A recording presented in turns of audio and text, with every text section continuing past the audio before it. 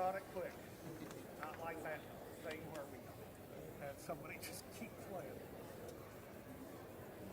Okay. Maybe latte.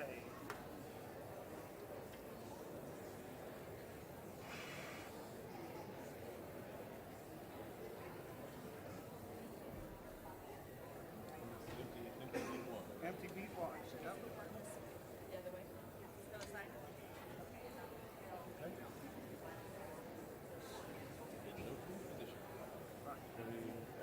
What?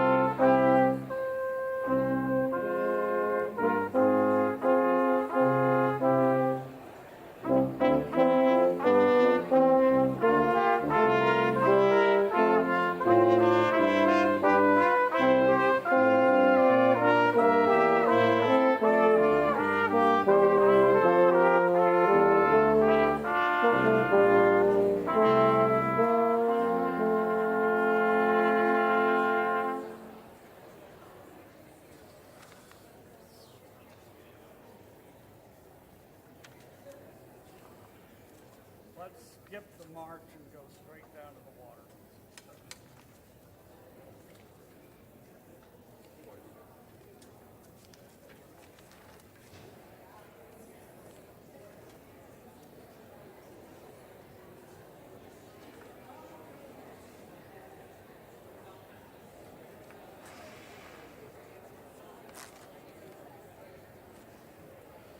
All right, we got 2 repeats and they're both good.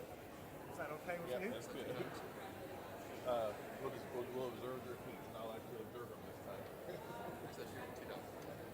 Yeah, both strange repeats.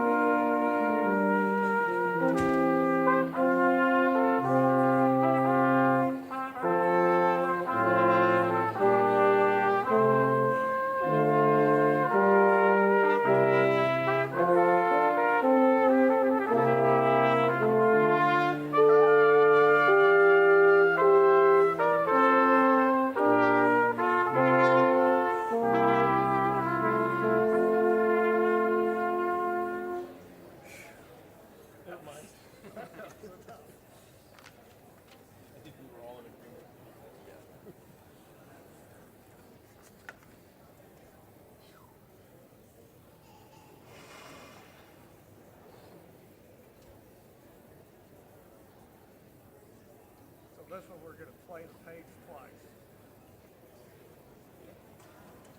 In theory. I think this will be fine. Twice, then this won't be like once through that. Yeah, there's a little just a break here and there. Okay. Now we're ready.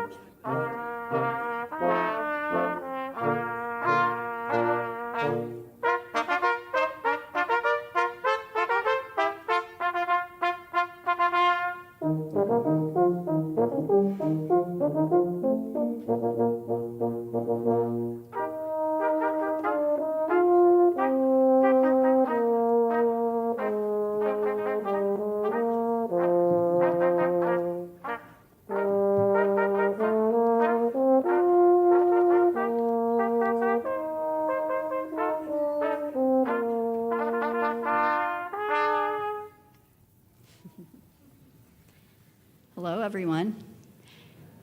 Welcome.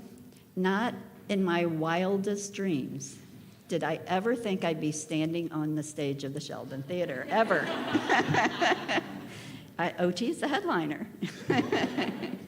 So welcome. I'm Lisa Connor. On behalf of the faculty and staff, welcome to the commencement ceremony for the program in occupational therapy. So for anybody who's here for another graduation, you can go to the door. My name is Dr. Lisa Connor. I'm the Associate Dean and Director of the program. Thank you for joining this ceremony to honor the class of 2024. We're thrilled to have the opportunity to celebrate the students with you and send them out into the world to do great things. Before we begin, I want to take a moment to thank the graduation committee who developed, planned, and executed this event, including a last-minute change in venue. We had exactly 2 weeks to find a place to have graduation, so I really appreciate the united staff efforts that have gone on in these last 2 weeks to make this a phenomenal graduation ceremony. Shannon Eckhoff, Michaela Williams, Jessica Romeo, Michelle Burhorst, Abby King, Bridget Mack, Stephen Mack, Clinton Ruzich, Jennifer Bell, Loretta Chavana, and Kelly Walker.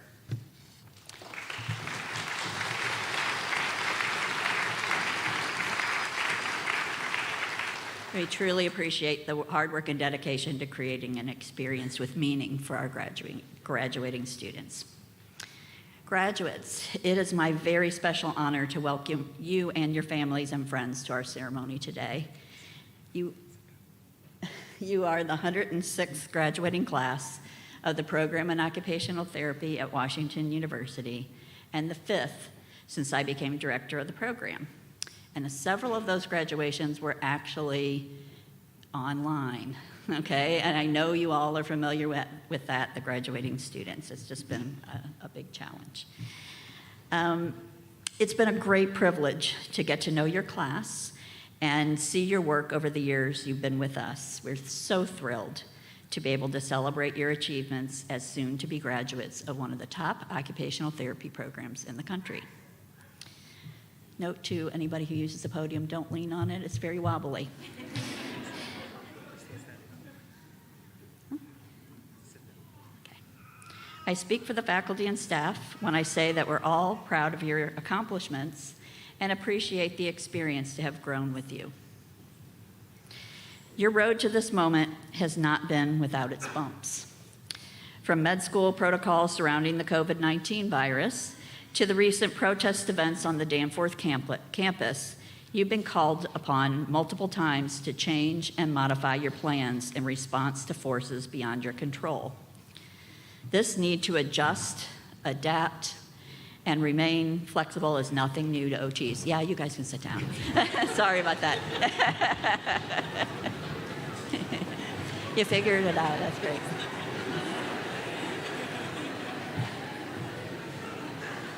It's a perfect cue because I'm about to talk about how adaptable everyone is, okay? This need to adjust, adapt, and remain flexible is nothing new to occupational therapists. Our profession calls us to be continually ready to adjust to circumstances and to forge a path ahead.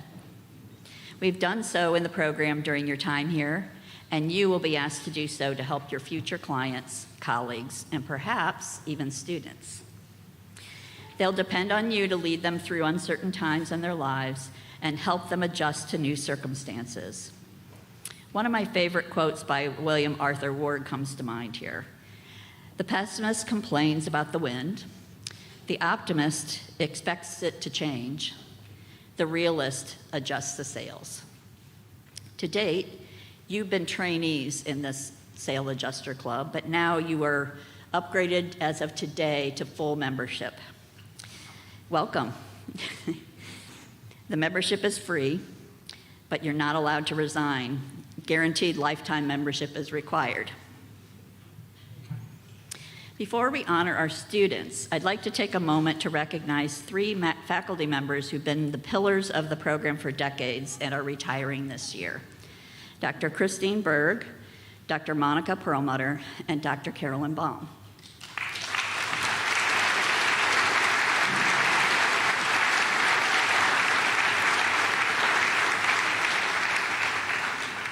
Dr. Berg, who retired in January this year, joined the program in 1987 and served as a leader, educator, mentor, advisor, advocate, colleague, and friend to all. Christine developed relationships with more than 100 agencies in the St. Louis area, providing students the opportunity to take what they've learned in the classroom to the community. These collaborations led to enhanced programming for the people served, while agencies gained a perspective of the added value of OT to their interprofessional teams. She's left a lasting impact on the profession, the community, and everyone in the program for the last 36 years. Dr. Monica Perlmutter will retire in June after 45 years of service to the university. Monica has held many roles in our program, including educator, clinician, researcher, mentor, and advocate. She was instrumental in growing the program's community practice by building the low vision practice from the ground up. She developed 2 key components of the entry-level curriculum with the case-based learning CBL team to improve core clinical competencies: the CBL course series and the standardized patient experience course. Monica has shared her passion for working with adults of all ages with vision loss with the students she mentored in her low vision laboratory. Within the lab, she and her students developed an assessment tool for home evaluations and a self-management program for adults with vision loss to support participation. I was just giving you a little break. For everyone in the program, Monica will be remembered for the kindness, compassion, and empathy she showed to all throughout her many years with us. Finally, Dr. Carolyn Baum, our former director, who's transitioning to emeritus status. Her contributions to the profession of occupational therapy are significant and so numerous that I can only scratch the surface in the time I have here. Dr. Baum is the rare individual that has advanced practice, education, and research throughout her prolific career. She's authored a leading textbook on occupational therapy, developed our guiding professional model, developed assessment tools that are the backbone of practice and research, and continues to advance the field through her research on functional cognition. She's made an indelible mark on our program as a thought leader, advocate for occupational therapy, and philanthropist. Most importantly, Carolyn has been a mentor to legions of students and faculty internationally, propelling them to use their talents to lead the way in their professional endeavors. Her legacy is extraordinary and will transcend her 48 years at Washington University. We look forward to honoring Dr. Baum's contributions to the field at a symposium in her honor on June the 14th. We welcome you to attend the event or watch via live stream, so just let us know. Please join me in thanking Drs. Berg, Perlmutter, and Baum for their unparalleled service to the program. We'll miss you.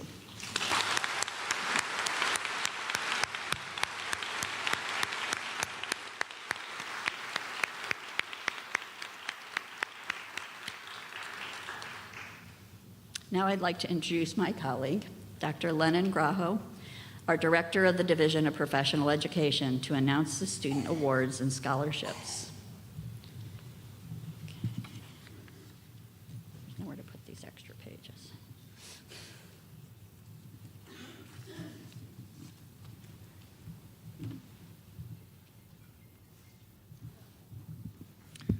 Good afternoon. Today we celebrate the graduation of students from 3 degree programs: the Doctor of Philosophy in Rehabilitation and Participation Science, and the clinical degrees Doctor of Occupational Therapy and the Master of Science in Occupational Therapy. Each of the clinical degree cohorts includes a class marshal chosen by their peers. Please wave or stand to be acknowledged as I call your name. The class marshal of the Doctor of Occupational Therapy degree is Yana Renee Lindenbaum.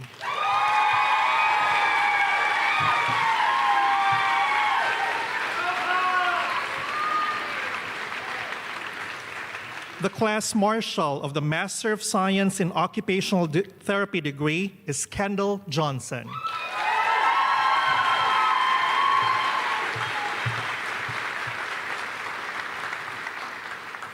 Each year, the program awards the Excellence in Student Research Award to recognize a doctoral or master's student whose work will enhance practice.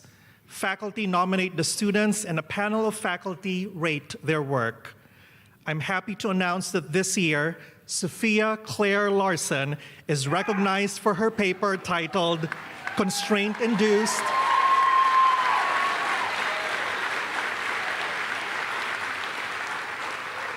Her paper is titled Constraint-Induced Movement Therapy for Pediatric Hemiplegia, Clinical Landscape and Barriers to Widespread Implementation. Again, Sophia, please wave or stand to be acknowledged.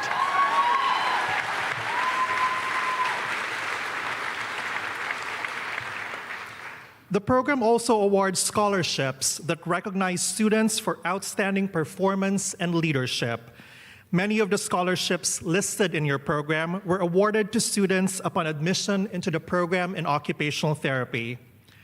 In addition to those, there are a few competitive awards to offset the cost of fieldwork or capstone projects. Students submit application packets for these awards, which are reviewed by our scholarship committee. I'm happy to announce this year's Scholarship Award recipients. The Agnes Fielding Proman Scholarship is awarded to students from the Occupational Therapy program who show exceptional promise as an OT educator or potential for leadership in the profession. The students must have also demonstrated a strong commitment to the values and knowledge of occupational therapy. Today, we have 4 outstanding students receiving this scholarship. Please wave or stand to be acknowledged as I call your name. Rachel Marie Paul.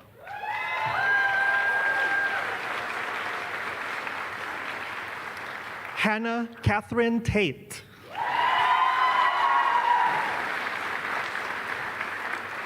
Kaylee Wonki Yip.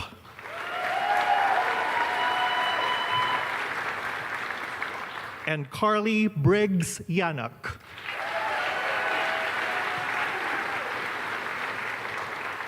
Congratulations. The Fran Cohen Memorial Scholarship was established by Fran's family to honor her. She was a 1951 graduate of the program in occupational therapy. The family awards this scholarship to a graduating student who shows promise in community health and community service in occupational therapy. The student must have demonstrated potential for leadership in the profession and creativity in applying OT knowledge to people with disabilities.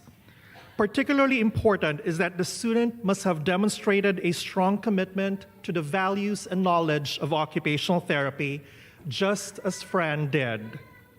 This year's recipient of the Fran Cohen Memorial Scholarship is Haley Danielle Kaplan.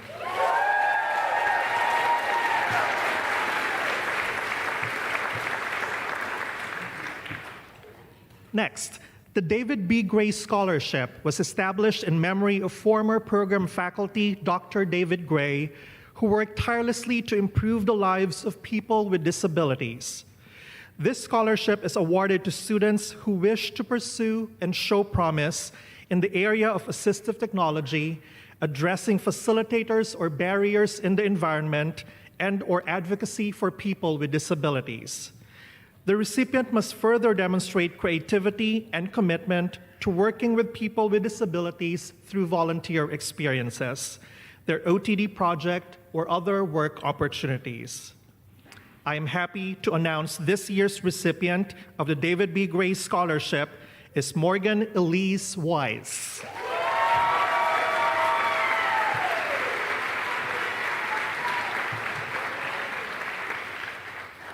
The Dr. Carolyn Baum Leadership Award is awarded to an OTD student who shows exceptional promise in engaging in leadership activities on behalf of the profession, especially in the areas of advocacy and policy in occupational therapy. The recipient demonstrates creativity in applying OT knowledge when delivering results from a position of leadership, whether by organizing, mobilizing, or inspiring others. Moreover, the recipient demonstrates a strong commitment to the values and knowledge of occupational therapy. This year's recipient of the Dr. Carolyn Baum Leadership Award is Sharia Nicole Hill.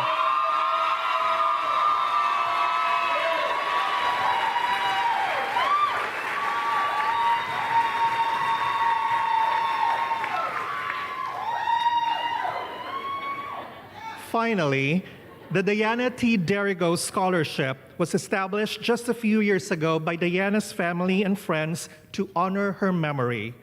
Diana was a member of the class of 2019 from our program, and she had a passion for improving the lives of individuals who had experienced trauma. Therefore, this scholarship is awarded to an individual or individuals who have interest in pursuing work or research in trauma-informed care, mental health, or community practice, or a demonstrated commitment to working with and advocating for underserved populations. This year's recipient is Paige Emily Francis.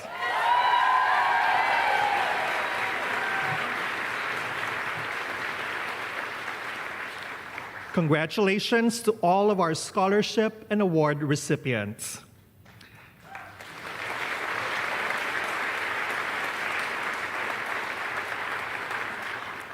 Now I would like to ask Sharia Hill to come forward to introduce our commencement speaker.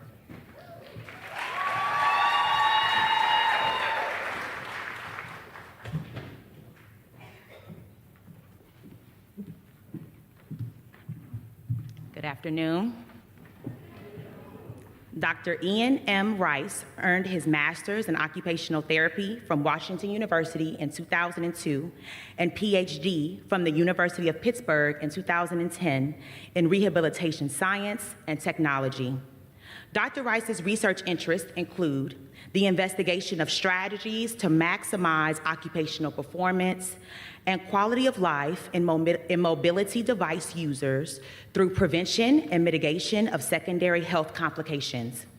Guided by principles in occupational therapy, ergonomics, motor control, and biomechanics, Dr. Rice has developed expertise in investigating upper limb preservation strategies during activities like wheelchair propulsion, transferring, and adapted sports, while accounting for the influence of personal factors and the ambient conditions in which these activities occur.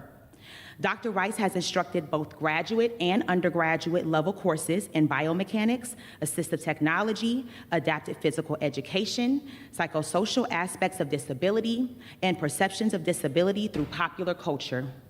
Dr. Rice currently serves as an associate teaching professor, the associate head for undergraduate studies in kinesiology, and director, wheelchair biomechanics and performance laboratory in the Department of Kinesiology and Community Health at the University of Illinois, Urbana-Champaign. Additionally, Dr. Rice is a Paralympian in the sport of wheelchair racing, participating in both Sydney, Australia, and Athens, Greece. Dr. Rice has been published in countless journals, written chapters in numerous books, and has inspired people through his public speaking and work throughout the nation. Please join me in welcoming Dr. Ian M. Rice.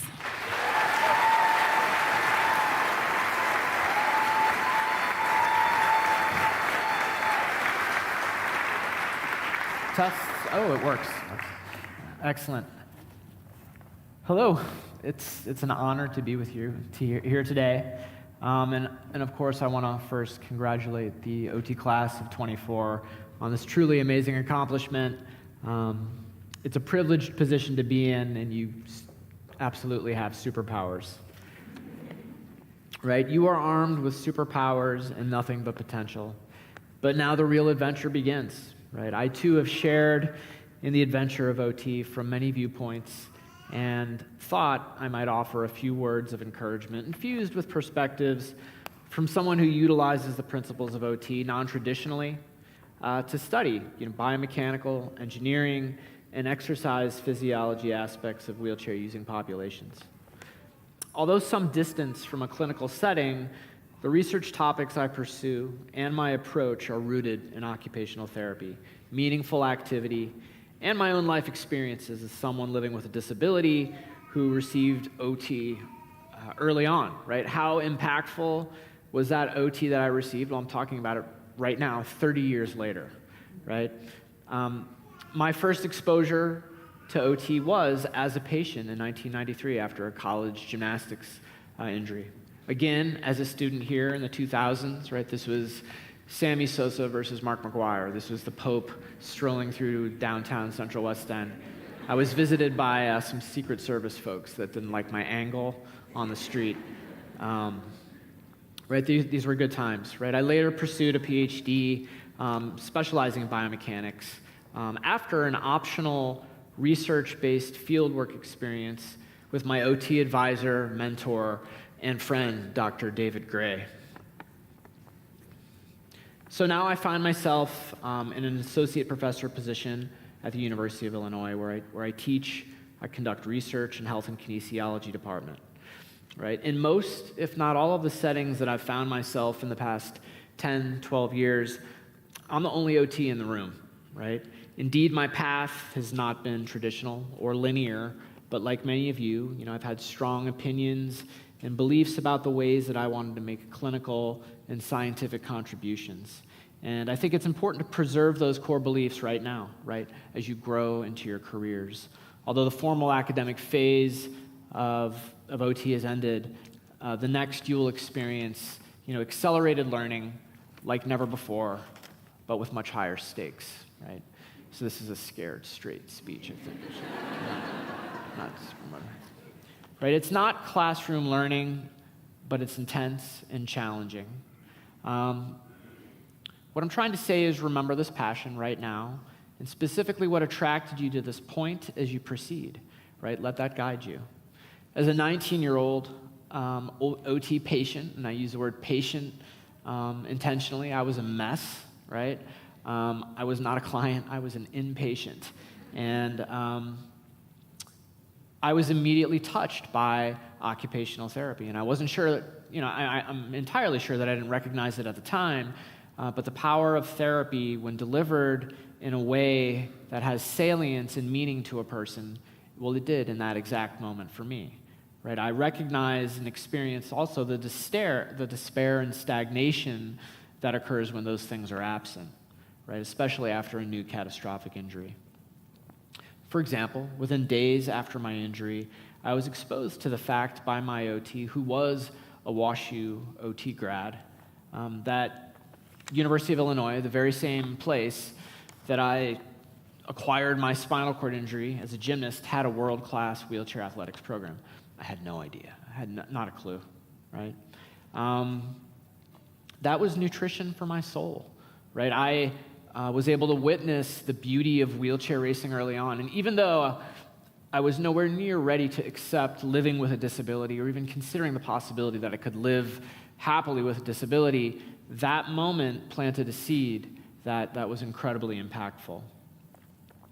So you, as clinicians and future researchers, are armed with very powerful tools, in part because of this program, right? The science and efficacy of occupational therapy, and the amazing faculty who have guided you to this point, right? You're ready to do this, and never underestimate your ability to facilitate profound positive changes in the lives of the people that you touch, right? When I was an OT student, we were told that OTs can do anything, right? Sounds a little bumper stickerish, right? But it's true. I mean, I've come to realize it's true, right? The potential of OT can be unlocked and applied all over the place in many settings. For example, for many years now, I've been conducting research and teaching in academic environments far removed from the world of OT, but I think to great effect, right? At times, I feel like an undercover occupational therapy agent, right? Subtly, and not so subtly, advocating for research design choices and even curriculum that are better calibrated to reflect occupation, meaningful activity. Right? I've also had the opportunity and privilege to attract many undergraduates to the field of OT and to this school specifically, right? So I'm really here to collect on that, right? So OT sweatshirt, coffee mugs, I'll be waiting out back. So I've worked with engineers, right, at the tail end of their PhDs and exposed them to OT principles during that research and design process, which provoked them to pursue clinical degrees right after that PhD, right? It's evident in these discussions when the light bulb appears over a student's head and they realize, my gosh, I have no idea who I'm designing for, and I've failed to recognize the life factors which stand in between the technology or intervention and ultimately, that recipient. What's efficient and practical from an engineering perspective may not be compatible with a person's motivations, goals, or life experiences, right? Similarly, I've had the privilege to work with brilliant colleagues who have unimaginable technical abilities, but need our help. They need the help of the science of occupational therapy to understand, right, how people with disabilities may move, how they may complete activities of daily living, or perhaps most importantly, recognize the environmental and psychological barriers which prevent use of well-designed assistive technologies. Right? There's so many factors to consider when optimizing for the match between person and technology. AT abandonment, right? It's a huge healthcare drain, it's a drain economically, but more importantly in terms of the devastation on quality of life. Right? Why would someone not use a technology they're prescribed when it has all the potential in the world to be of benefit? Right? The answer is nuanced and complicated, but a good place to start is thoroughly evaluating that match or fit between person and technology, right? Insert PEO model here, right? We use physics, we use evidence-based practice, we use clinical practice guidelines to inform treatment or research, but if we underestimate what's salient to the whole person, we can really miss the mark and lose the opportunity to make profound impact, right? Let the evidence guide you, but don't let your people skills or empathy atrophy, right? So stay connected with the people and clients you serve. How you remain empathetic, alert, and sensitive to the needs of your clients and to others, well, that's kind of the trick, right? For me, living with my own disability and vulnerabilities keeps me grounded and motivated, as does working with students and colleagues. For better or for worse, I can't help but stumble into my own awkward life predicaments. Like right now, I'm raising twins with a rotator cuff that looks like a war zone, right? And a busy schedule. I've got to pick them up for gymnastics practice 3 hours away in about 4 hours, right? Navigating life scenarios like this and seeing others wrestle with disability-specific health conditions complicates and reminds me of why I'm in the research game to begin with. As an academic in the business of keeping wheelchair users happy, healthy, participating, and pain-free, we often function based on the premise that it's not the disability that disrupts quality of life, it's the secondary health complications which emerge and then devastate, right? I can confirm and absolutely relate. However, navigating solutions without considering the person and occupation can be problematic, and at the very least lead us to oversimplify solutions. For example, right, unlike disability itself, secondary health conditions like cardiovascular disease, obesity, upper limb repetitive strain, they're all modifiable, they're preventable. We can do something about those things, right? We can't cure many disabilities, but we can cure, prevent, manage all of these secondary complications. But why aren't people modifying these things well, right? Another common phrase I use in grants and papers all the time, right? It makes me almost sick to read them because they're so overused, but there's truth to them, right? If physical activity and exercise were a medication, it would be the most potent tool known to humankind for ameliorating diseases due to sedentary lifestyle. Again, true. We know this is true. We know this intellectually to be true, but people with disabilities remain among the most sedentary in society. Right? While there's truth to these statements, many are quick to judge and perhaps oversimplify or ignore the factors which drive human behavior. Right? You can't ignore the facilitators and barriers that people must navigate to achieve some desirable outcome. However, we as OTs and undercover OTs are uniquely positioned to intervene and inform clinical practice with one hand on the evidence and another on the whole person. Right? My OT training has helped me to better advocate for solutions, and it'll serve you in whatever form of practice you seek. Never underestimate your ability to make great contributions to the field and to the lives of those you treat. Congratulations and good luck.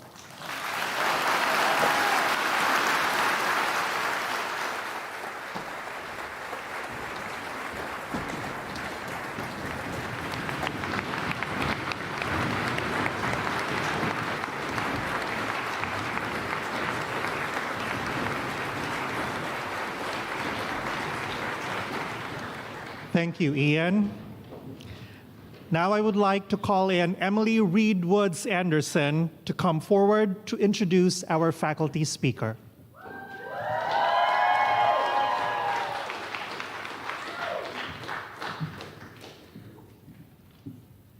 Hello, everyone. Oh, hello. Here we go.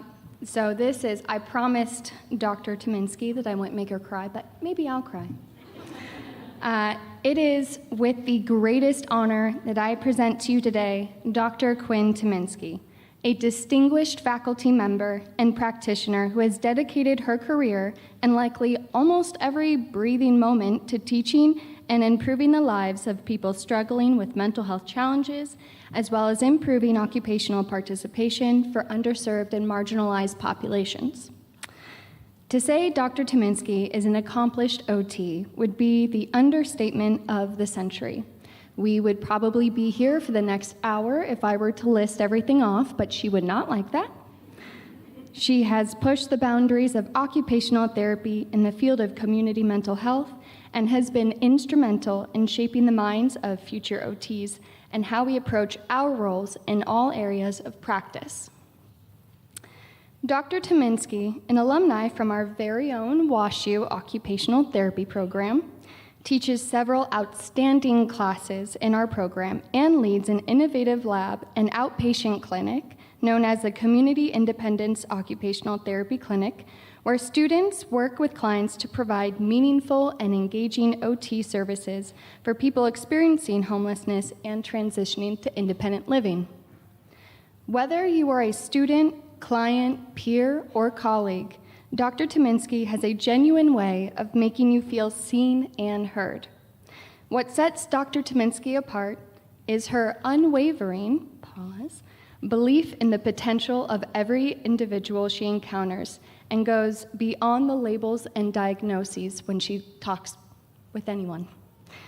Her expertise and research in the field of community mental health and education has made significant strides in advancing the field while shedding light on the important role that mental well-being and occupational justice plays in every person's life. To have had the opportunity to learn from Dr. Tyminski in both her classroom and lab has been the greatest honor, and I know I am speaking for all of us when I say, you are an inspiration and a beacon of light. Yep.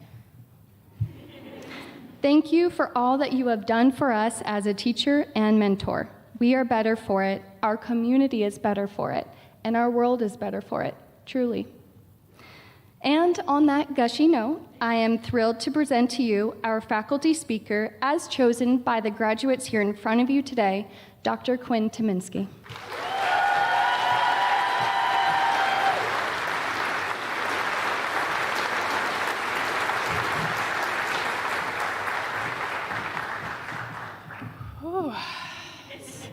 Hard to recover from.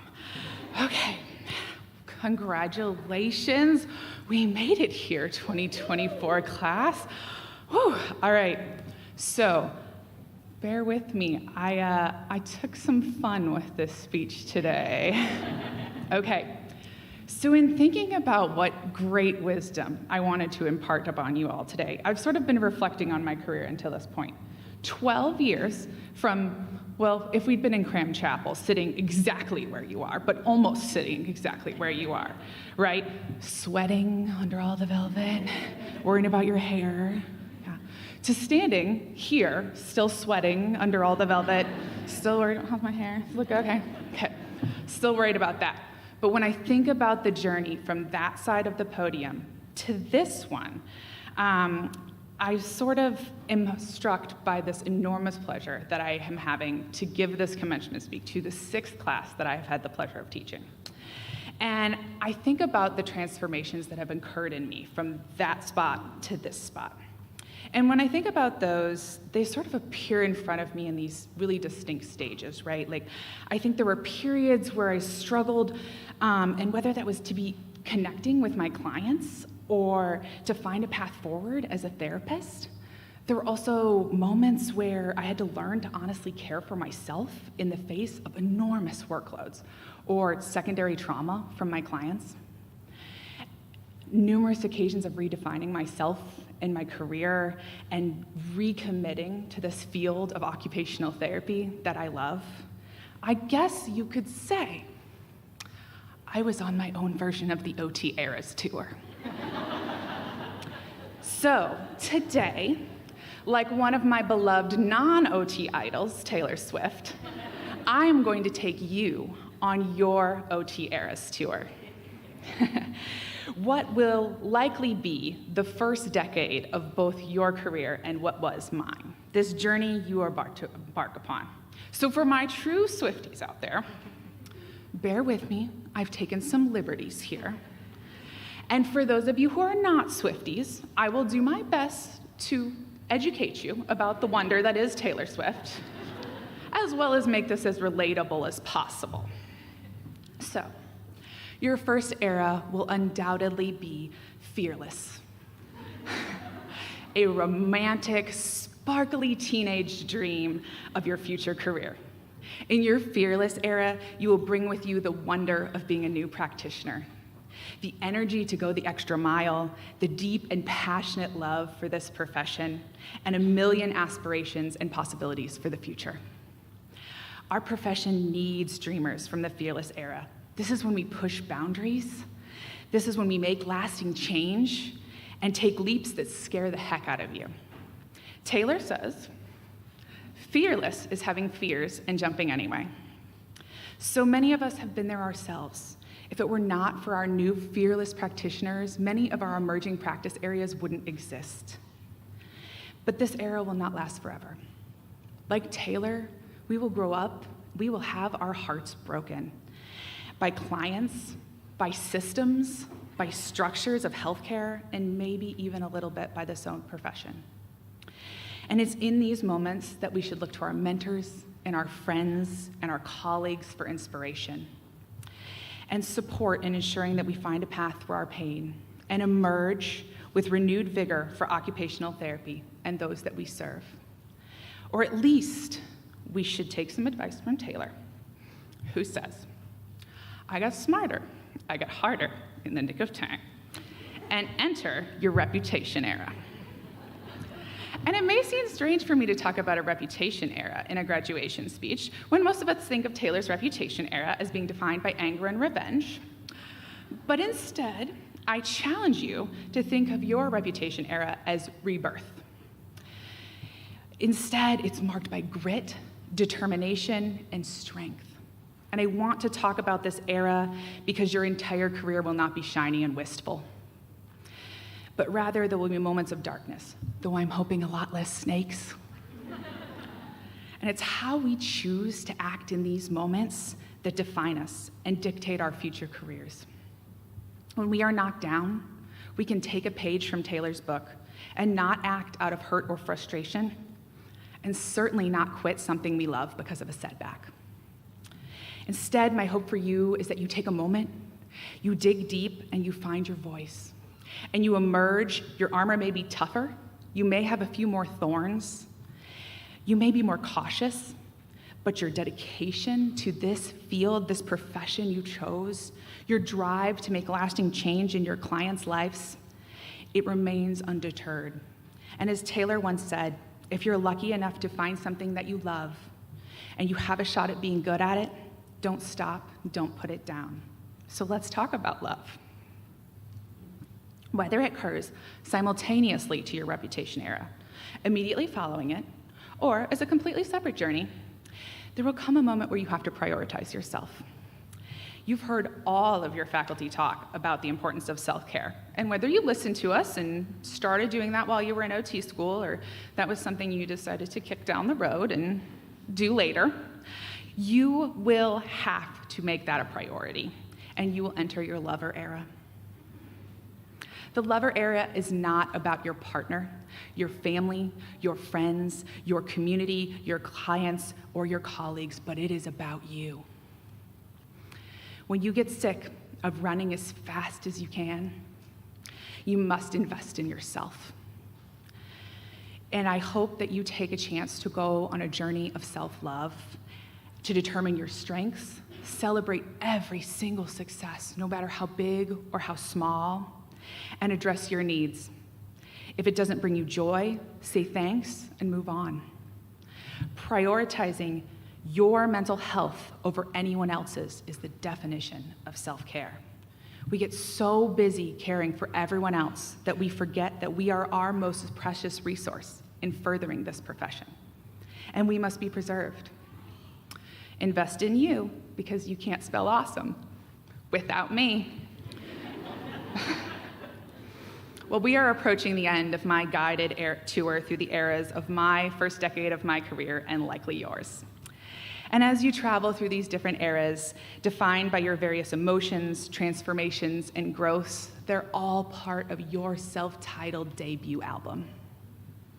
When you walk out of those doors today, you enter the world as an occupational therapist and you begin defining yourself and your career. And just as Taylor did, she used her first album to show the world who she was as a singer and a songwriter. You are writing your story too. Think of each moment of your new career as a chance to define yourself. In every choice, in every client interaction, and in every failure. We all know, that you are exceptionally talented, compassionate, and innovative. But now you must prove that to everyone else. So crank up the Taylor and let the games begin, because I know you're up to the task. So to you all I say, welcome to your OT Eras tour. I can't wait to watch you put on a great show. Congratulations, class of 2024.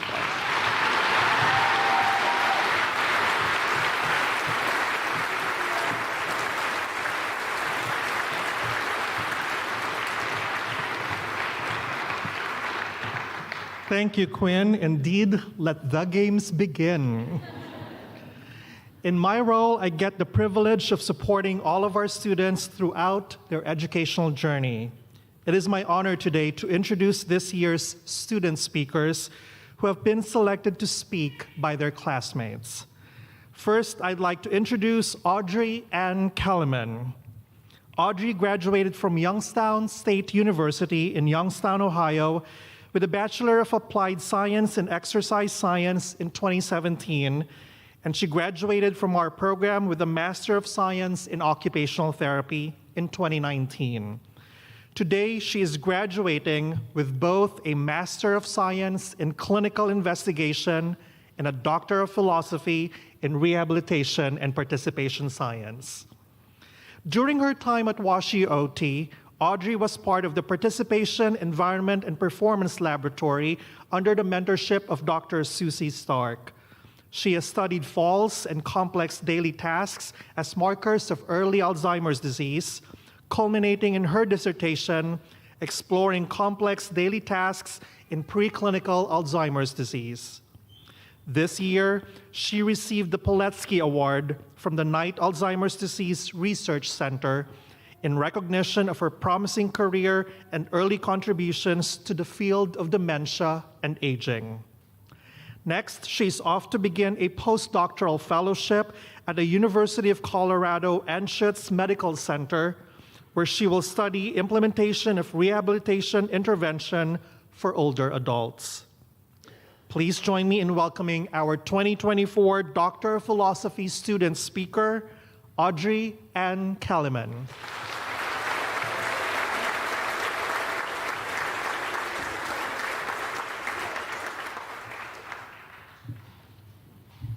Thank you for the kind introduction, Dr. Gaho.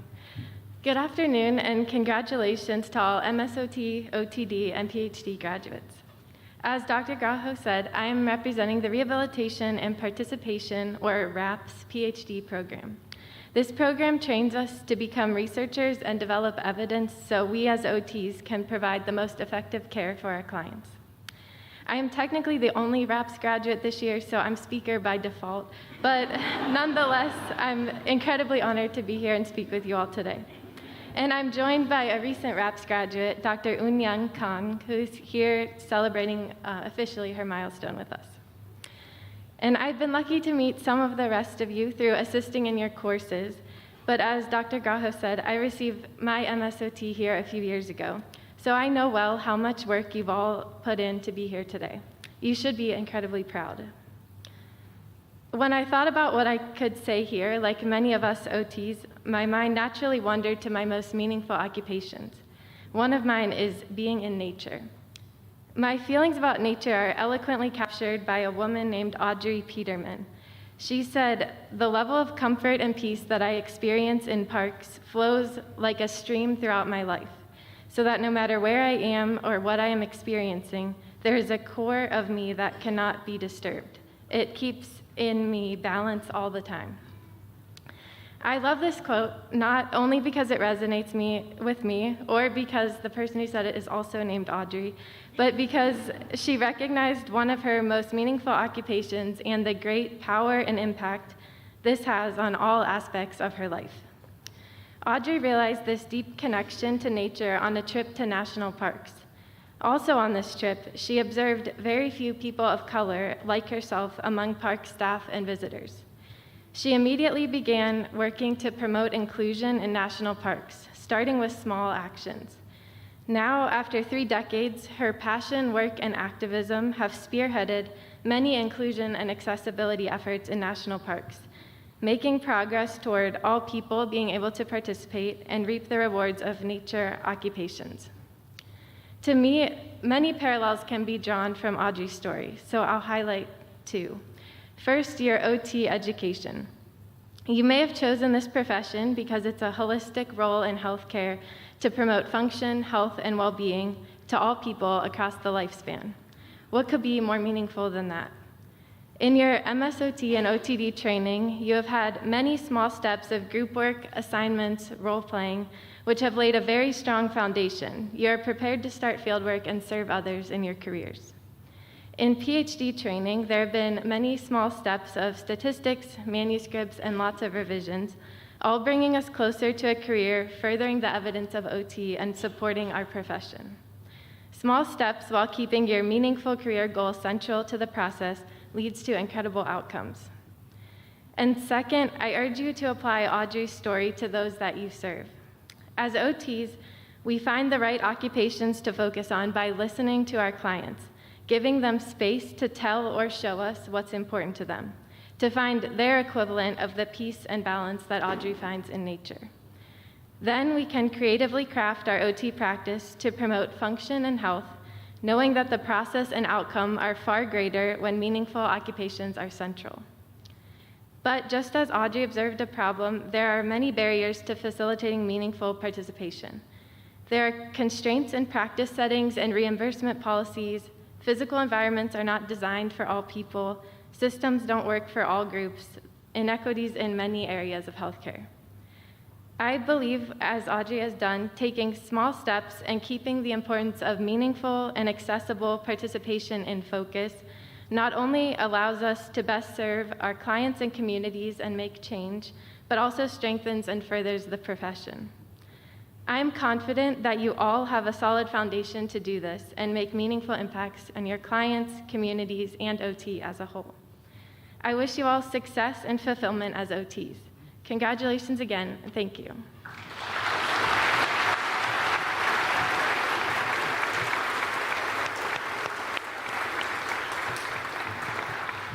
Thank you, Audrey.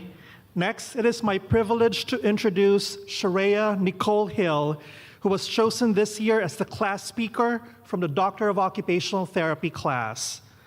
Sharia earned a Bachelor of Science in Psychology from Howard University in 2015 and earned her Master's in Special Education with a concentration in autism from the University of North Texas in 2020. In the brief time she was enrolled in the OT program, she was selected for a leadership position within the School of Medicine's interprofessional student-run clinic, served as an OT ambassador, was on the Washington University Coalition of Occupational Therapy Advocates for Diversity Executive Board, was a summer student coordinator for the Harris Stowe State University OT Pathways program, served as a member of the Transition Management Team, served as the vice chairperson of the American Occupational Therapy Association's Assembly of Student Delegates, and is a member of the National Black OT Caucus, the Missouri OT Black Caucus, the American OT Association, and the Missouri OT Association.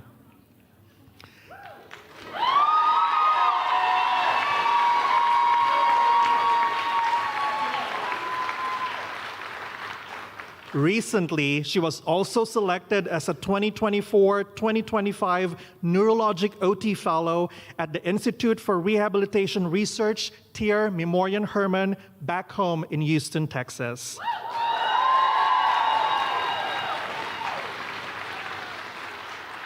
And she accomplished all of this in addition to working a paid job and maintaining a high level of academic performance. Truly a rising star in occupational therapy, please help me in welcoming our 2024 OTD class speaker, Sharia Hill.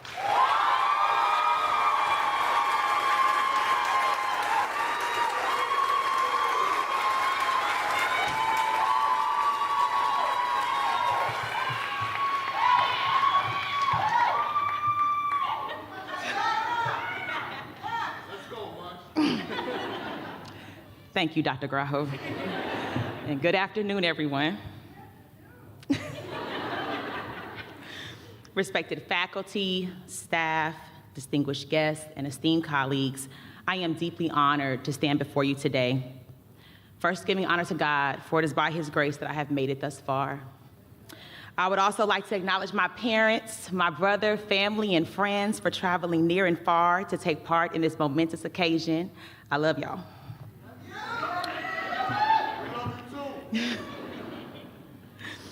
To my classmates, we have arrived. After years of every answer to our burning questions being, it depends. After surviving anatomy, biomechanics, and fieldwork. After hearing our family attempt to explain what we do by saying, it's kind of like physical therapy, we are finally here. As I reflect on the mountains and valleys that we no doubt have navigated during our experience, I am reminded of a term I learned during my undergraduate studies at Howard University, Sankofa. It is a word from the Akan people of Ghana, symbolized by a bird flying forward with its head facing backwards. It is said to mean looking back to move forward, or reflecting upon our past to build a better future. The literal translation is go back and get it. As far as we have come, it is important to go back to retrieve all that we have gained as we forge ahead. Over the last 3 years, we have passed all courses, drew the brachial plexus in our sleep, and can riddle off interventions at record speed. But the true testament of our growth is in how we have persevered. Studying in Becker Library at all hours, and traveling all over the nation to complete our fieldwork experiences. However, curveballs still came our way. We have rallied together during times of grief, supported each other through assessments, and held each other's hands during times of difficulty. There were indeed times of doubt, discomfort, and feelings of defeat. And during these moments, we did the most powerful thing we could. We made a decision not to quit. We decided to persevere through the difficulties. We decided to stand our ground and look our challenges in the eye. And it was then that we opened ourselves up to the endless possibilities of where our dreams will take us. I could not be more proud of our journey. Now that we have reflected over the years, just like the Sankofan bird, it is time to move towards the future. During my time in fieldwork, a therapist told me, make sure as you journey along, you collect important tools to add to your tool belt. She was referring to intangible tools, one that cannot be held but often leave a lasting impression on whomever we cross paths with. We have been given important tools over the course of our program, but there is one tool that cannot be taught. It can only be achieved through the reflection of self and implemented with intrinsic grit. It is key to success and vital to our growth. It is this: cling to your gifts. You see, there are things that only you bring to the world. You are born with them. They are God-given and yours to own and cultivate. These are called your gifts. I remember in the 4th grade when my English teacher, Miss Jefferson, wrote the following in my weekly folder. Sharia is very smart, friendly, kind, a natural leader, but she talks too much and is loud during class. And I know what y'all are thinking. That's so hard to believe. Upon arriving home, my mama, the greatest woman I know, sat me down and opened the folder and said, baby, school is for learning. You have got to stop talking during class. And I began to hang my head when she added, but don't ever stop being you. You are perfect. Don't lose that part of yourself. I decided for once to listen to my mama. I clinged to my gift. I did not allow myself to shrink. Instead, I sought out spaces and places where my gifts were useful and made me feel empowered. And now, 21 years and 3 degrees later, Miss Jefferson, all that talking really came in handy. Your gifts come with one responsibility: Resist the urge to shrink. Be true to who you are, to who you were made to be, so that the people and the places and the opportunities that are made for you can find you. In this cohort are astute, prolific, inventive, avant-garde, enterprising, solicitous, pace-setting self-starters, and I challenge you to cling to those gifts. And just in case you ever feel yourself shrinking, let's do a quick activity. Repeat after me. I am attracting greatness. All of my gifts are working in my favor. I will win in the end. A+. Just as the Sankofa bird continues to fly while remembering where it has been, I am confident that with intentional reflection, cultivation of our gifts, and the wealth of knowledge we have accumulated in this program, we will all go forth to change the world for the better. Congratulations, y'all, we did it.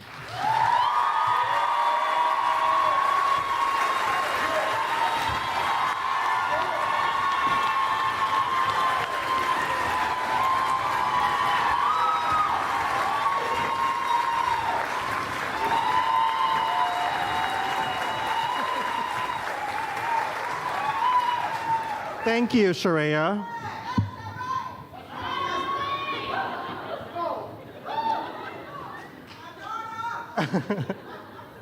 Finally, I am happy to introduce Emily Anderson, who was chosen to speak for the Master of Science in OT class.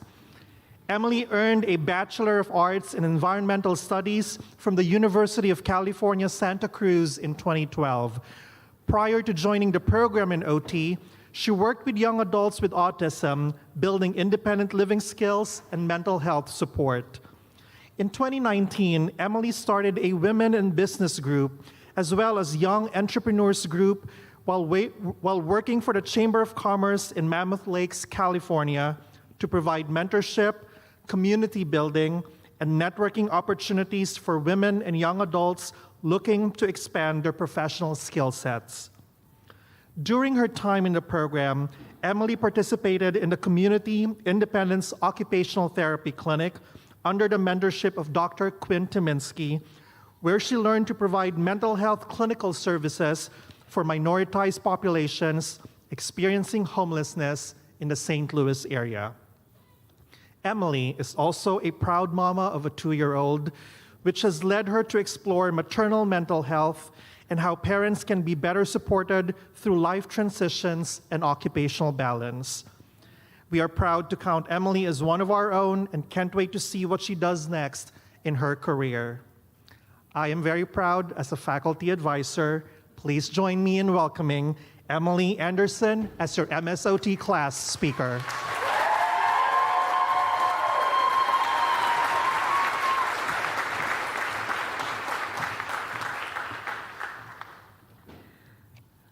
I almost dropped my speech after listening to you, Shreya. Goodness. Okay.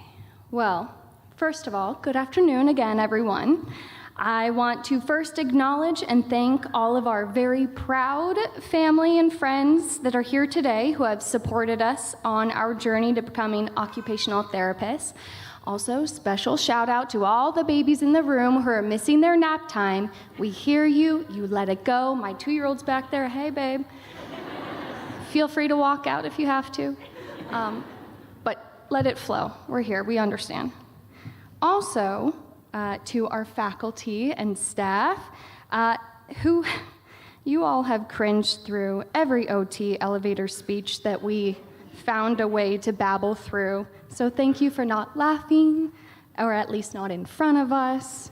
We know it was embarrassing, and we genuinely do appreciate all of your guidance, support, unwavering love for students. Truly, thank you all. You have made this experience so wonderful. And my faculty advisor.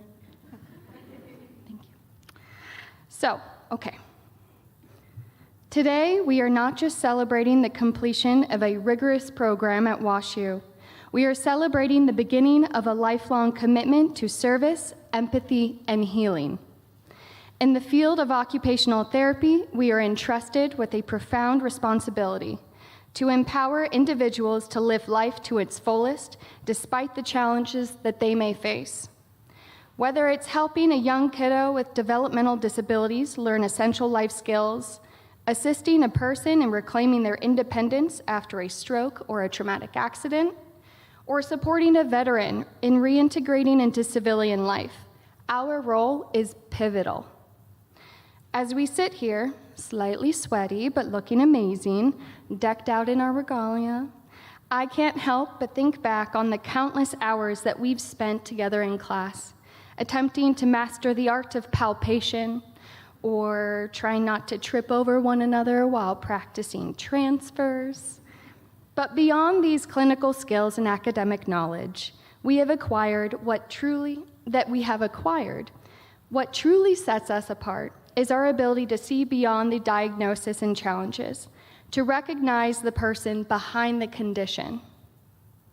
In our hands and our hearts lies the power to restore hope, dignity, and purpose to those who might have lost sight of it.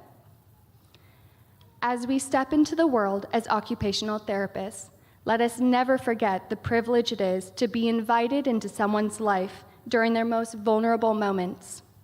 Let us approach each interaction with humility, compassion, and a genuine desire to make a difference. The road ahead will look different for all of us, but no doubt we will all be faced with challenges and uncertainties, as well as countless opportunities to touch lives, to inspire change, and to leave a lasting impact on our communities. As Desmond Tutu once said, "My humanity is bound up in yours, for we can only be human together." As we go forth into the world, especially now, let us always, always remember to see the humanity in one another and show empathy, not fear. Show humility, not judgment. Show love, not hate. Let us embrace these challenges with courage and resilience, knowing that every obstacle that we overcome brings us one step closer to becoming the therapists and people that we aspire to be. Let us never lose sight of the passion and dedication that brought us to this moment, and let us always strive to be the best advocates for our clients, colleagues, and profession.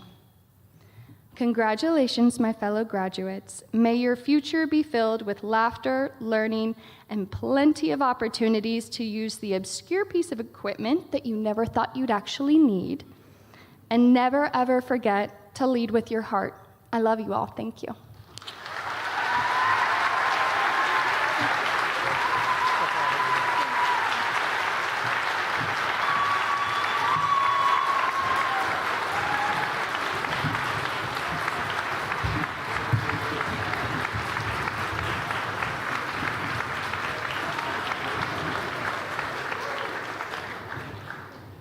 Thank you, Emily. And now it is time for the hooding ceremony for the class of 2024.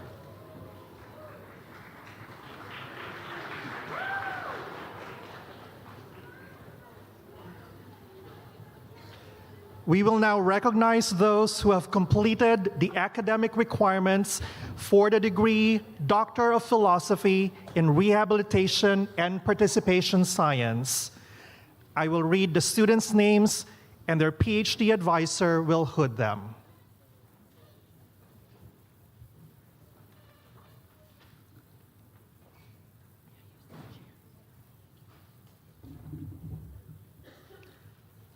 To be hooded by Dr. Susie Stark, Audrey Ann Kellerman.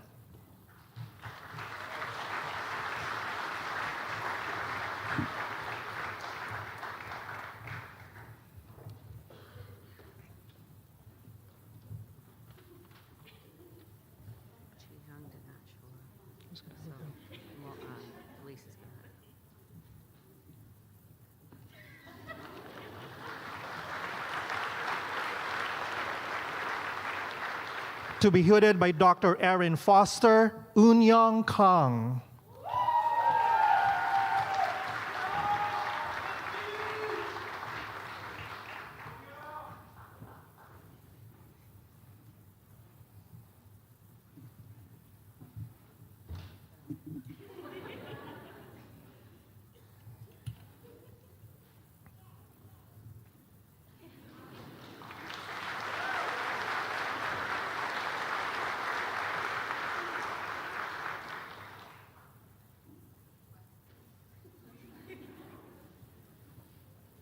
Congratulations to the PhD in Rehabilitation and Participation Science class of 2024.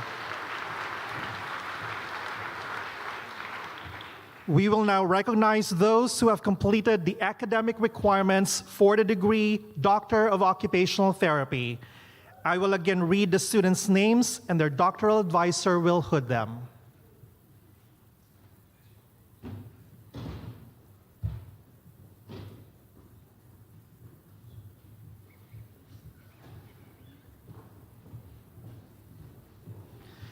To be hooded by Dr. Peggy Barco, Nicole Lee Christensen.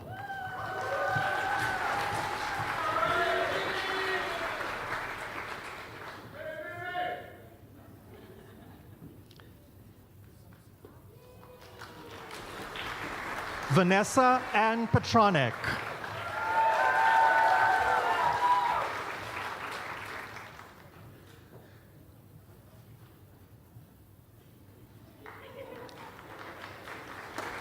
Riley Elizabeth Ann Sheffield.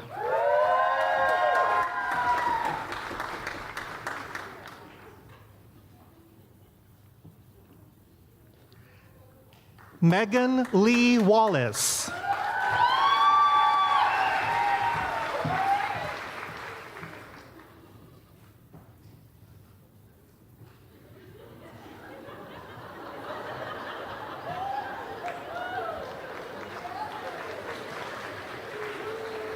To be hooded by Dr. Carolyn Baum, Laura Catherine Budka.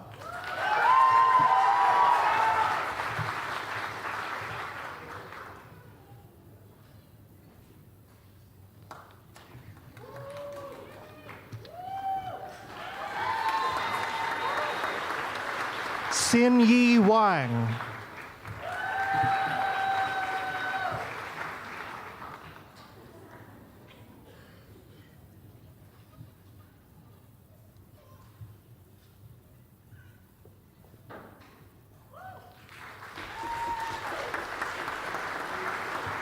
To be hooded by Dr. Katie Bogan, Ailey Armstrong.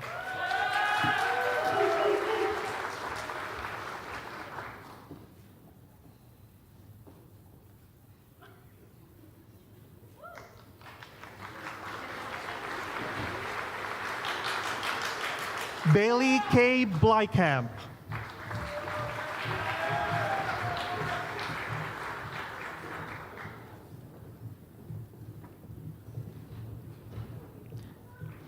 Madison Nicole Dewey.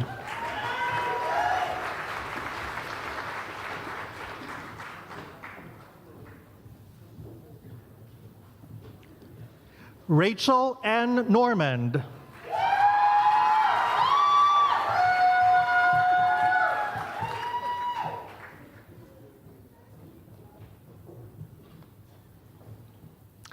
McKinney Hudson Wagner.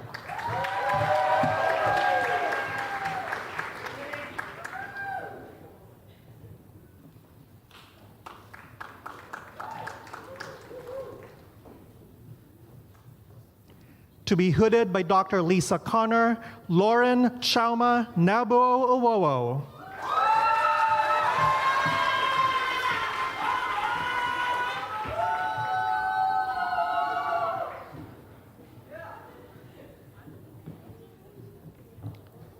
To be hooded by Dr. Sarah Cheatham Oberly, Erin Elizabeth Fernie.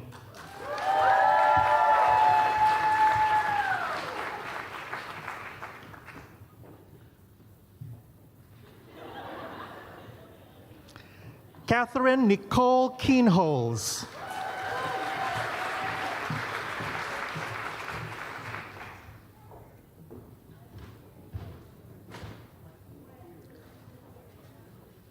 Allison Lee Martin.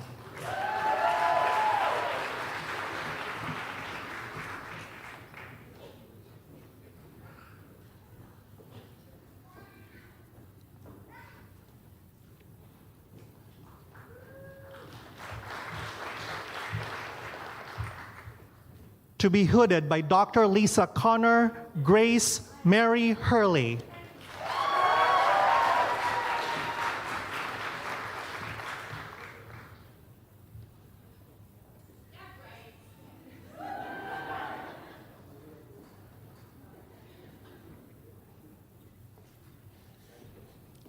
Haley Danielle Kaplan.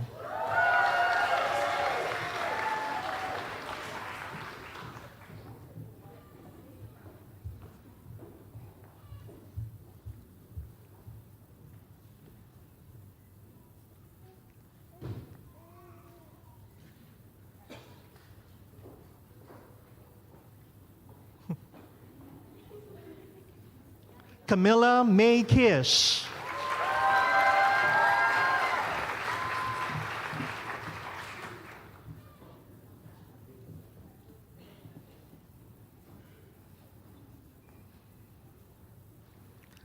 To be hooded by Dr. Jess Dashner, Alexis Taylor DeBose.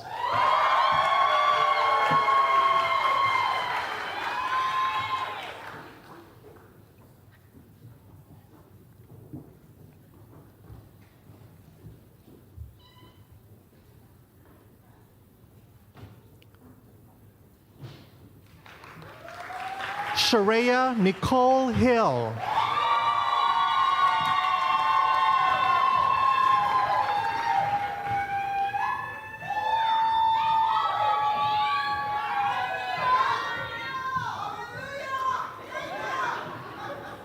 Jessica Lynn Nauman.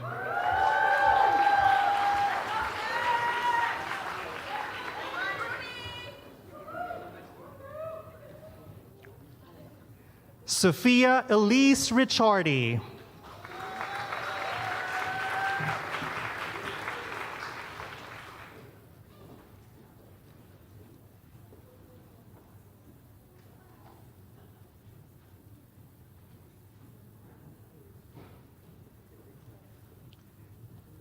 To be hooded by Dr. Erin Foster, Jessica Willard Daniel.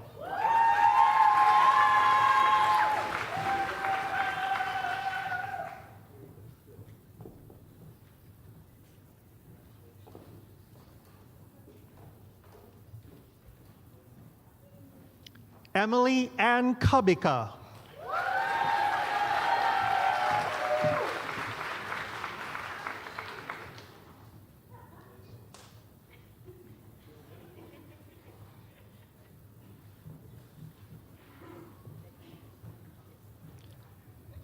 To be hooded by Dr. Kelly Harris, Avery Elizabeth Collier.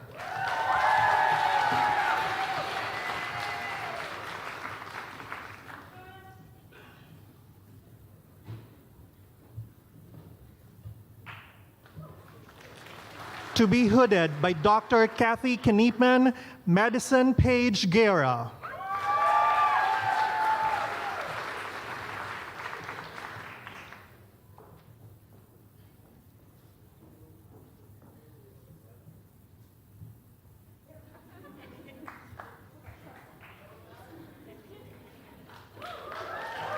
Kara Lynn Chen Rickenberg.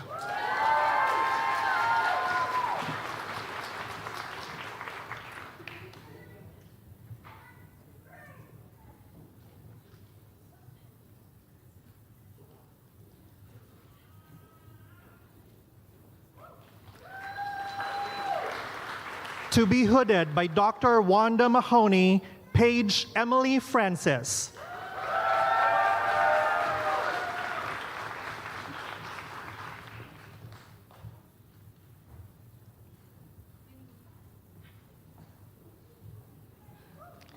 Andrea Jenga.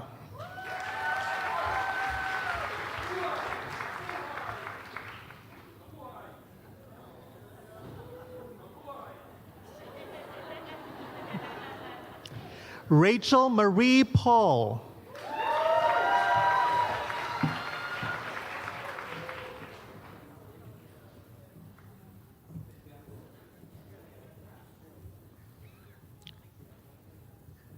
To be hooded by Dr. Carrie Morgan, Claire Marie Mizrahi.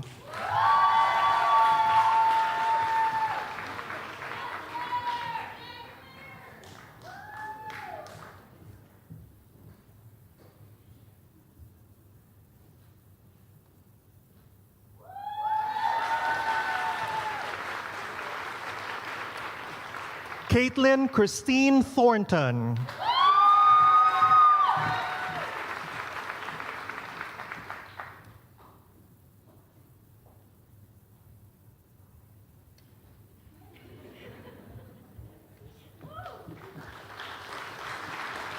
Morgan Elise Wise.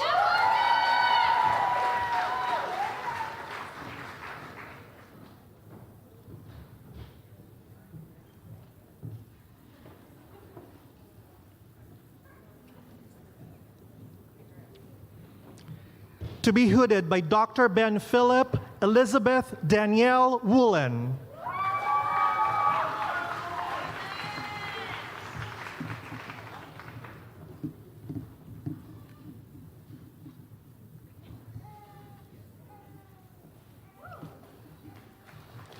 Carly Briggs Yannock.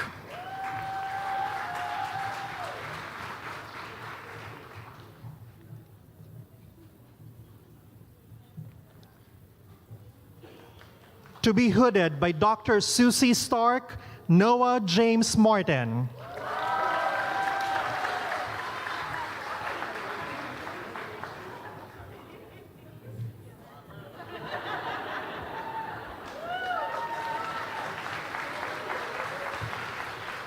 To be hooded by Dr. Sue Tucker, Erin Christina Bissett.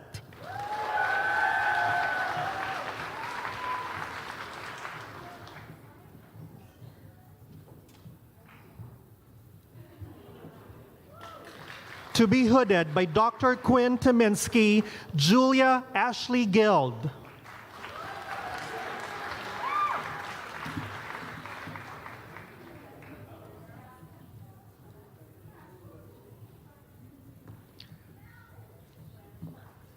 Hannah Leanne Eisenman.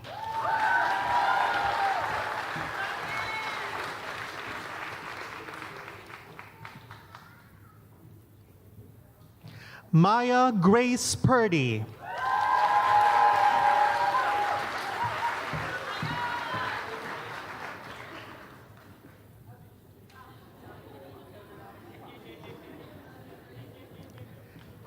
To be hooded by Dr. Carla Walker, Elizabeth McGee Clark.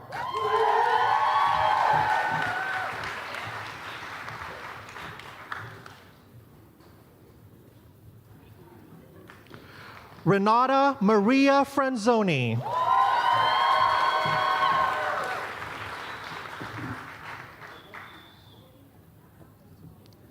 Yana Renee Lindenbaum.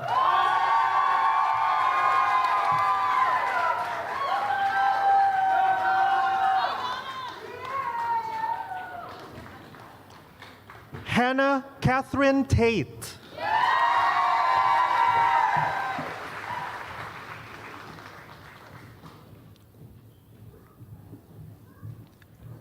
Daria Jacqueline Zahalski.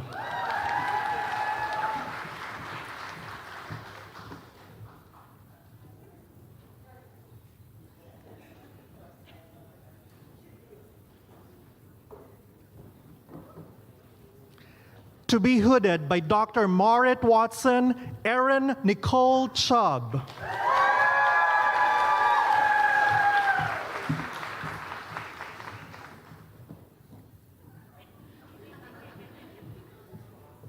Tara Lindsay Hahn.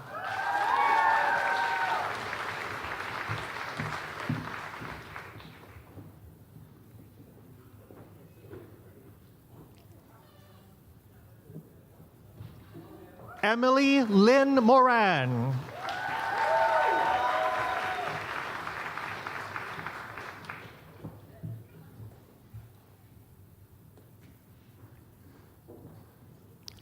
To be hooded by Dr. Stacy West Bruce, Samantha Nicole Coates.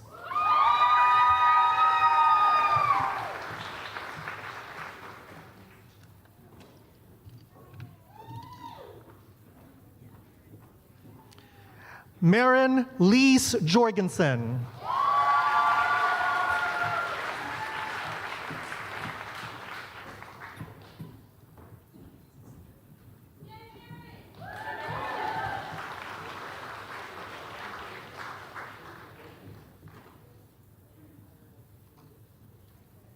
Congratulations to the Doctor of Occupational Therapy class of 2024.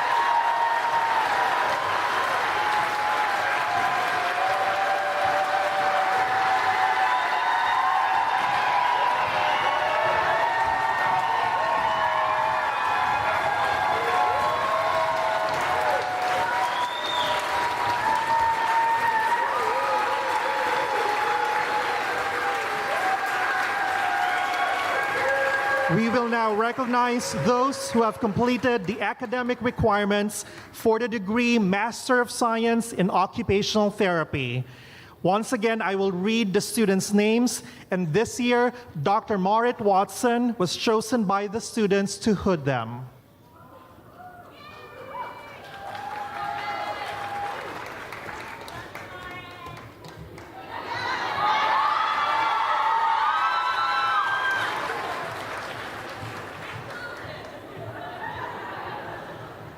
Anaí Alcocer Bravo.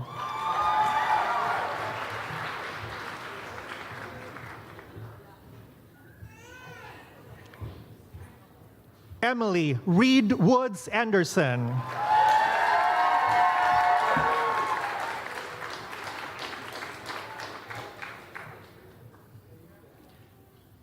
Aaron Keenan Baker.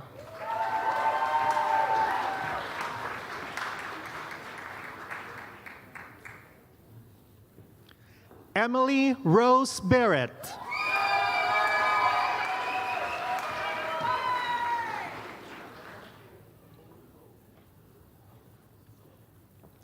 Ashley Nicole Brandt.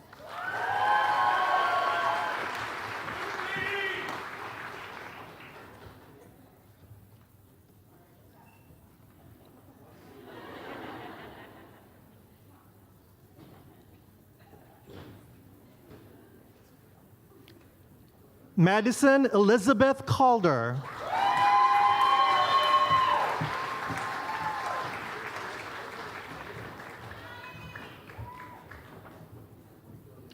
Peregrine Darby Charest.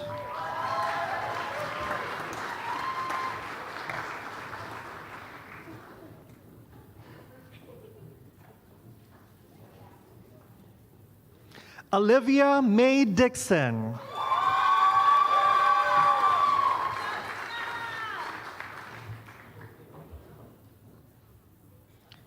Maria Lee Dohak.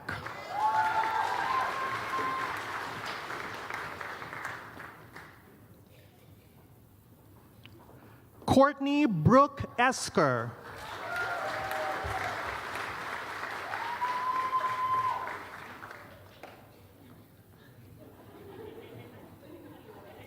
Molly Elizabeth Eubank.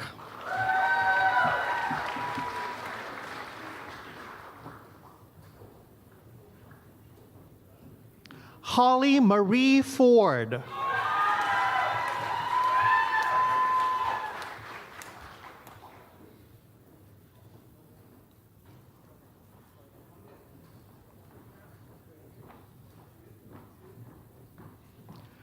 Rebecca Faith Frankel.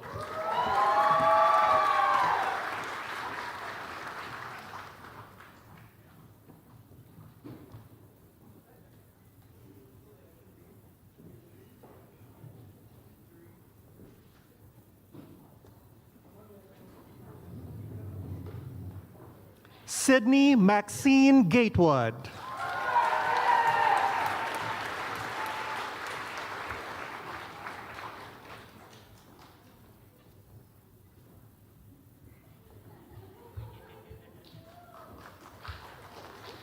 Tiana Danae German.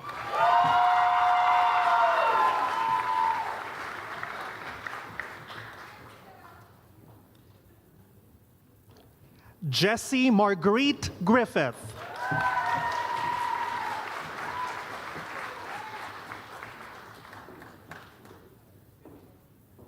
Cameron Michelle Gunderson.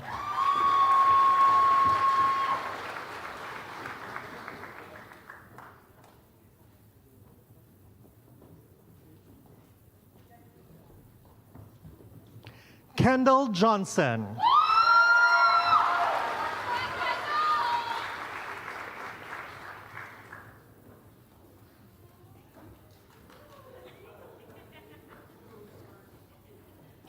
Jenna Noel Johnston.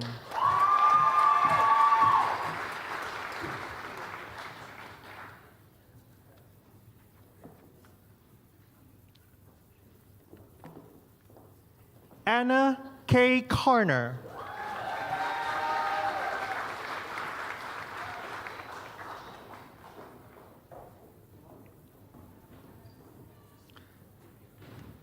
Sophia Claire Larson.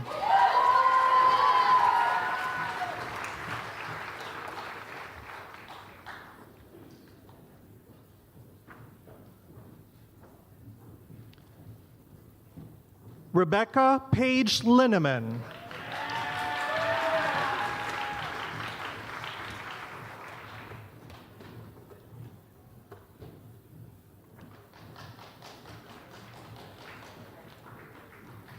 Nina Marie Montello.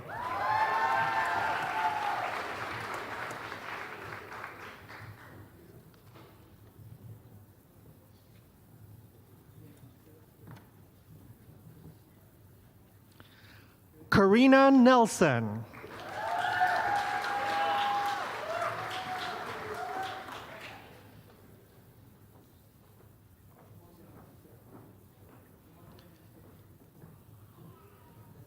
Ali Christina Olila.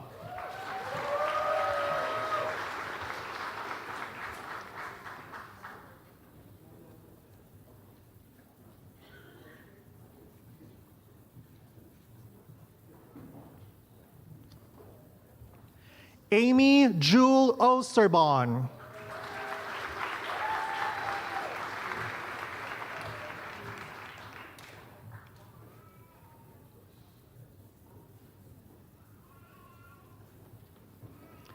Tony Nicole Palermo.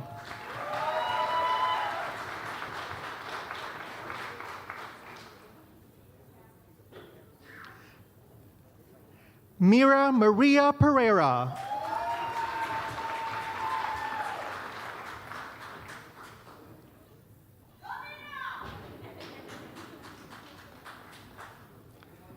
Kayla Lynn Rees.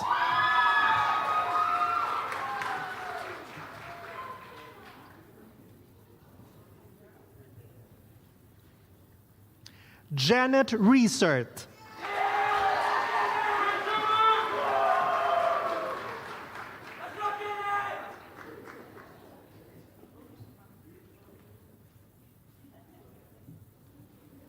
Charity Shanta Ridgel.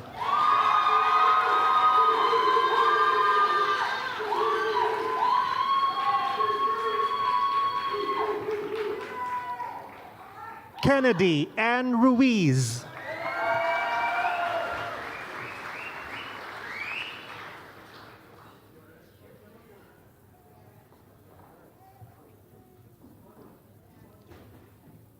Danielle Page Schultz.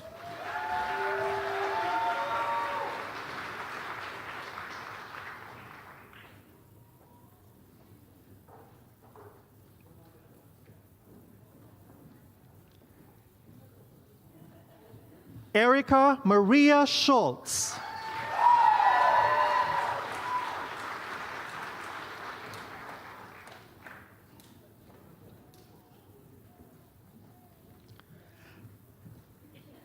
Claire Ann Schwartz.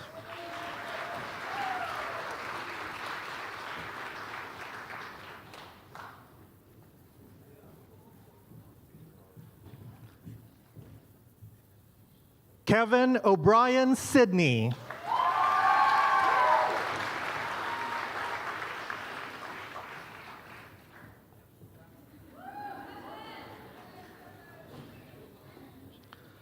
Annika Julia Strack.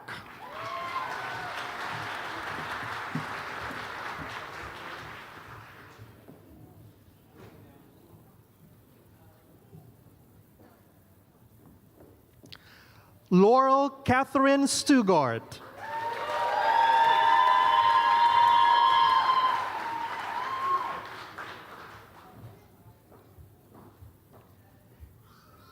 Amy Laura Woods.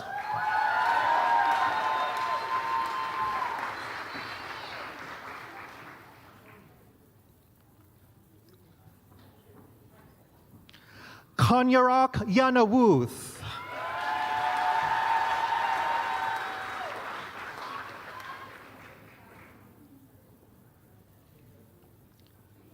Alexis Shinhue Yang.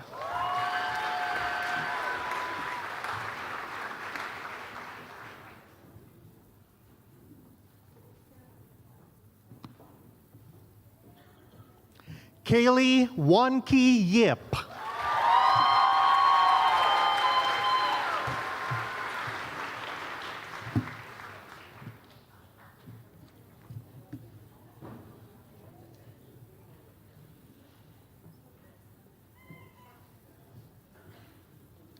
Congratulations to the Master of Science in Occupational Therapy class of 2024.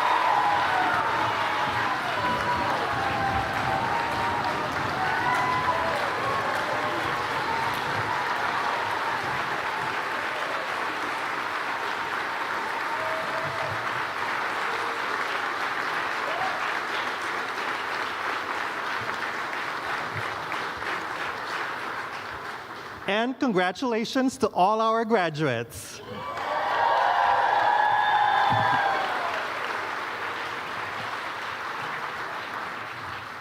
I would now like to invite Dr. Connor back to the podium to make her closing remarks.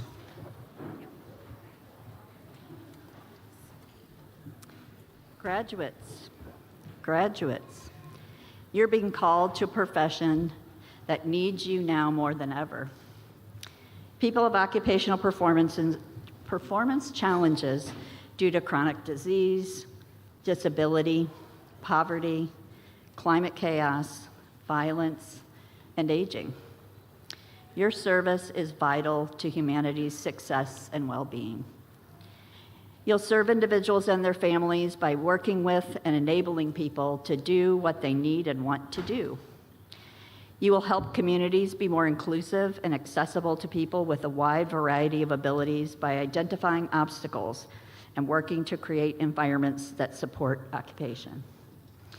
You'll advocate for new social policies that give voice to the voiceless and create innovations enabling barrier for your living. Your training here at the Washington University Program in Occupational Therapy has prepared you to make the difference that the world needs right now. I'm so excited to leave the future of the profession in your hands. As you leave us for the last bit of your educational journey and get out into practice, I want you to remember two things. First, you prepared yourself for today by becoming scholars of the profession. You've mastered literature to guide and bolster your critical reasoning skills. Every new idea, every new initiative, every new intervention approach, every new research investigation must begin with learning everything you can about what came before that moment. Lifelong learning is essential to your continued professional development throughout your career. Being a practitioner with fresh ideas and perspectives will require you to search for and engage with the literature, and likely an AI assistant, and with other colleagues outside of your organizations. Value and enjoy this part of your professional identity and responsibility.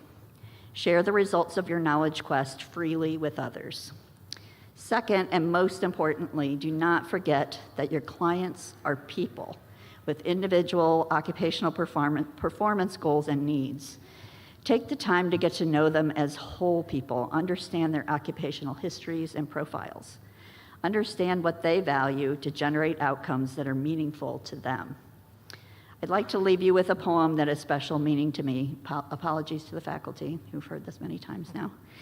As an occupational therapist, this poem reinforces that everyone seeks to be of use to others. It's a central feature of being human. The poem is called To Be of Use by Marge Piercy.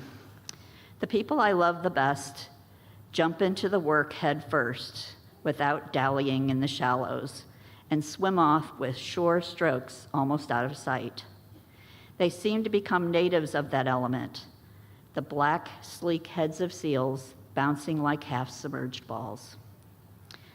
I love people who harness themselves, an ox to a heavy cart, who pull like water buffalo with massive patience, who strain in the mud and the muck to move things forward, who do what has to be done again and again. I want to be with people who submerge in the task, who go into the fields of harvest and work in a row and pass the bags along, who are not parlor generals and field deserters, but move in a common rhythm when the food must come in or the fire be put out. The work of the world is common as mud. Botched, it smears the hands, crumbles to dust. But the thing worth doing well done has a shape that satisfies, clean and evident. Greek amphoras for wine or oil, Hopi vases that held corn are put in museums, but you know they're made to be used. The pitcher cries for water to carry and a person for work that is real. This poem reminds me that not only do we want to be of use to others, but that our clients too want to be of use. I hope that you keep this at the top of your minds as you help your clients engage in their most cherished occupations. You are the future leaders of the profession. I look forward to hearing about your successes, how you're leading the way forward in practice, research, policy, and advocacy. I particularly look forward to continuing to engage with you through our alumni activities and seeing you at the alumni reception at the AOTA conference. I wish you joy in the experiences you will have as you help people live their lives. The faculty and staff are proud to have been part of your growth, and we're proud to call you our colleagues. Congratulations and warmest wishes.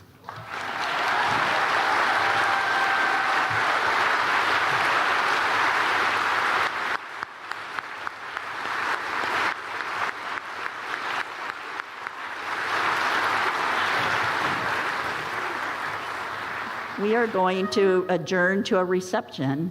It's on the third floor? On the third floor. So please, you and your guests are welcome to join us for a champagne toast and some yummy food. Congratulations.